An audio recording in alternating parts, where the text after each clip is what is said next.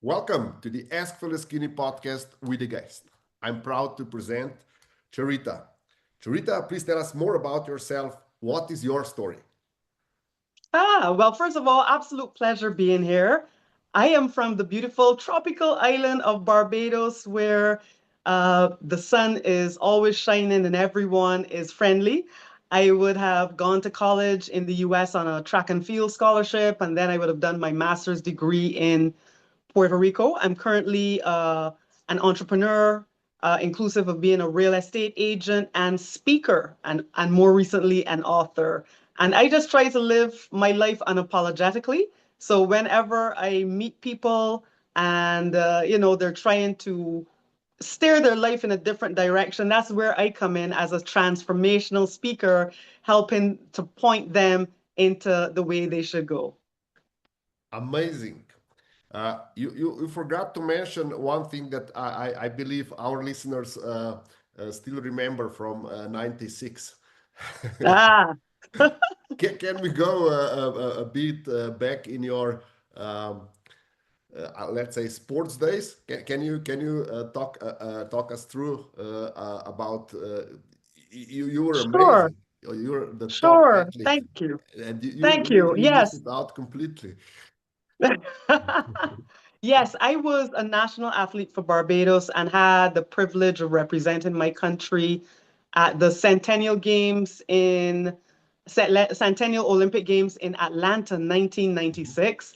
And what I experienced there has pretty much honed who I am today in terms of my operational system. Very quickly, I'll tell you about it. I would have qualified with a national record that was to stand almost 20 years, and that is what qualified me for the games. When I went, of course, I was super ecstatic. I was one of five track and field athletes representing Barbados.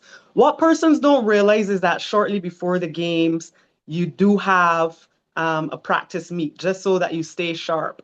And so while I was in Atlanta, we had such a meet, and it started to rain cats and dogs. They pretty much said, okay, as you were the last jumper, after you, we are shutting down the trap meet. Trap meets usually tend to stop when they see lightning. So it was coming up to that time. So because it was going to be my last jump before the games, I give it all I had. I went blazing down the runway. I could hardly see because it was raining that hard. And when I hit the board to take off, the board was wet. My leg slipped from under me and I tore my right leg in three places. And as I crumpled in the sand, you can imagine the horror of knowing, wait a minute, this is the highest point and lowest point of my life at the exact same time. I looked around and saw all of the stands clearing out and realized that the dream was over. Of course, going through that was traumatic because I then had to watch my own event on a small TV in the Olympic dorm. I did eventually recover. I know that after 2 days you run out of tears because that's all I did for the first 2 days, didn't eat a thing. And it took me some months to recover mentally because, as you can imagine, I was totally defeated after that. But guess what? You have to bounce back. No one is coming to save you, you know. So after I went through that experience, challenges that hit most people, they don't phase me in the same manner. Mhm. My mindset is the mindset of an athlete is different to begin with. And when you go through tragedy and you bounce back, you build a resilience that it takes a lot for someone to break you. Yeah, thank you for sharing this. And I believe we should build on that. When we talk about midlife crisis, and you basically do similar stuff to what I'm doing to help people get out and just find a new purpose and just go on with their life. Can Hmm. we talk a bit about that? You're also a motivational speaker. Can you give us some insights? What triggers people or what stops people, and what do you tell them? How do you motivate them to find a new meaning in life and to start over? Because As we spoke briefly in our preparation for this podcast, you said it's never too late, and I agree wholeheartedly with you. So, Yes. so what do you think is the most important message that we should convey to our listeners regarding starting over, and Sure. why our life is not over, even if we feel older or the best days are behind us, and so on? Yes. Very good question. Midlife crisis is called as such because people often feel that, oh, when they've reached their, whether it's 40s, 50s, early 60s, shucks, I haven't accomplished what I thought I would by this time.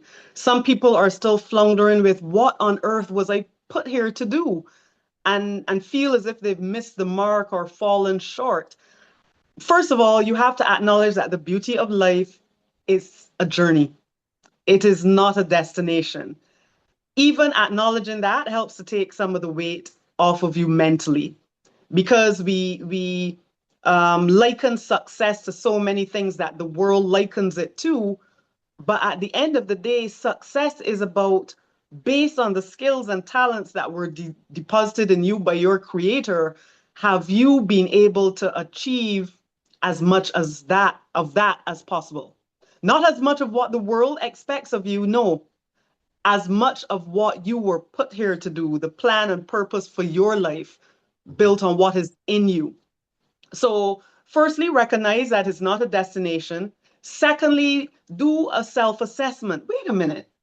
What are my um, skills, my talents, my gifts? What are my passions?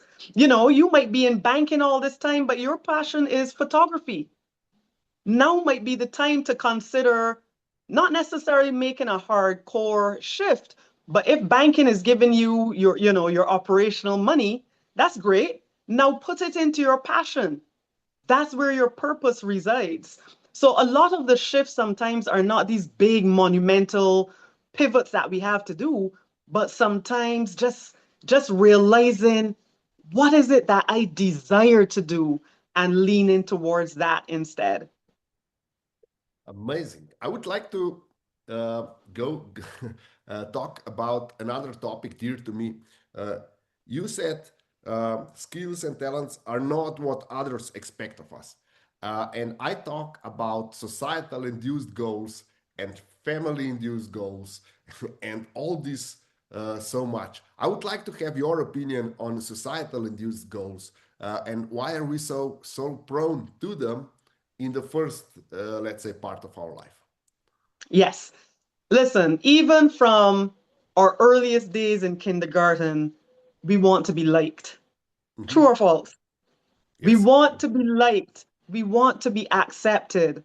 That's just a human desire, as part of us wanting to be loved. We want to please people, and we want them to be, enamored by who we are. And because of that, societal pressure will always be there. Yes. Let us acknowledge it.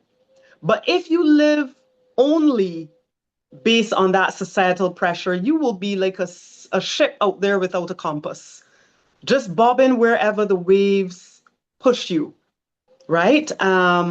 In the midst of living in a society, who are you as an individual? Because if you don't tap into that individual compass, you will eventually be miserable. So I think it's important to, yes, acknowledge that society is a real thing. There are societal expectations that we naturally try to, live up to. We don't want to be criminal minded, for example. We don't want to be the outcast who is not liked by society. So societal pressure is good in that sense that it keeps us, for the most part, along a nice moral, ethical trajectory that society is happy with. But if you do not tap into the inner man, you can live a life of frustration, exasperation, desperation, because you never ever find that soul satisfaction. Amazing. So, where should we start? We now feel Mm, stuck in a midlife. We we are. thinking about that might be a midlife crisis, or sometimes it's just I have a bit of a problem with my health, I have a bit of my problems with my relationships, and I have a bit of a problem with my business. And this all smells like midlife crisis. So how should we know that it's not just a business problem or a relationship problem? How should we know that this is a midlife crisis, that the time to make a shift or to change our life altogether has come? Yes. Firstly, it is good for you to acknowledge that what is happening to you is not uncommon to man. You are not there out on an island by yourself, suffering silently. Um, you are one of many uh, dealing with the curveballs that are coming. Now, the reality is matters of health often are unpredictable, but once you do your best to try to repair you, that's all you can do. So that's the first aspect when it comes to health. When it comes to business, sometimes things can feel as if they're going totally out of whack. That's where you have to sit down and mentally start over by looking first at your why. Why did you start the business in the first place? Because remember, especially with things like businesses, you have a vision at the onset, but then you get so caught up in trying to grind out money that you veer from the vision. Go back to your original vision. What was it? Was it to spend time with family? Was it to make enough money to travel? Was it to serve the community who is purchasing your products and services? Why did you start the business in the first place? And when you discover the why, rediscover the why, reconnect with that.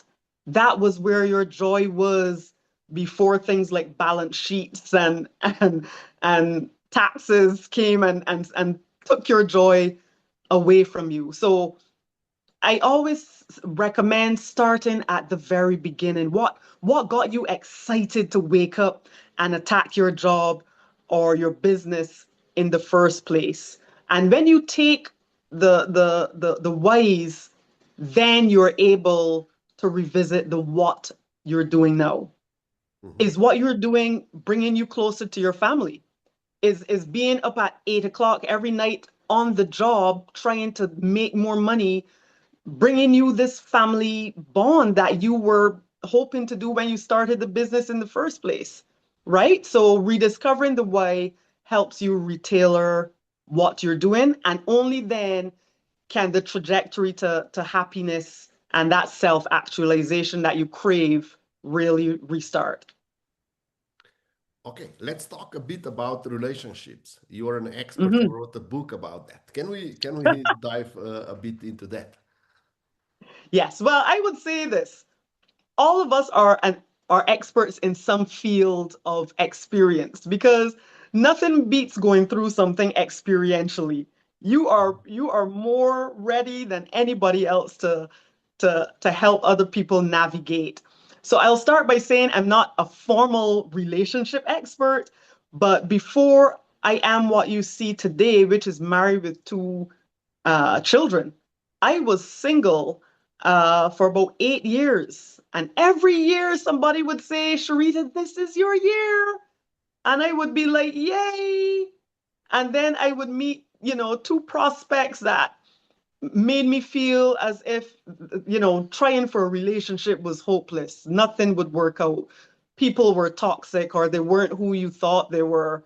Um, and the reason I wrote this book is that in my single season, and notice that I say the word season, wherever you are, don't ever think that it has to be permanent. It may just be a season, right? In my single season, I learned a lot about myself. Sometimes when we are looking at the shortcomings of others, we have to also say, you know what? What can I fix about me? And in so doing, you elevate who you bring to the table, a higher version of yourself, but also start learning to filter. I think the problem with a lot of individuals, we don't have any boundaries when it comes to giving people access to who we are. But if you elevate your value proposition and really start to get comfortable with who you are, your worth, then guess what? It's easier to set boundaries and put filters in place to protect who gets access to you. So that's essentially what my book was about, based on what I learned during that single journey of my life. I went from single to a family of 4 in 2 years, which shows which shows too that seasons can change very quickly. So it's good always to prepare yourself and be ready for it. Amazing story. So, before we conclude, what do you think is the most important thing that our listeners should take from this interview? Mm, I would say this: your life has value, tremendous value. You are literally a designer's original, handcrafted. There's no one else like you.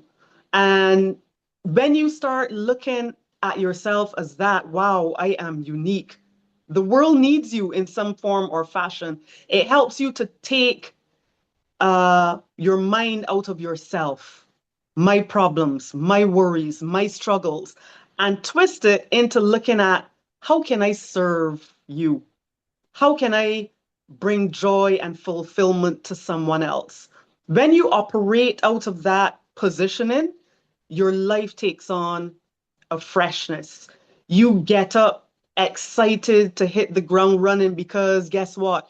You being here on earth literally impacts someone else.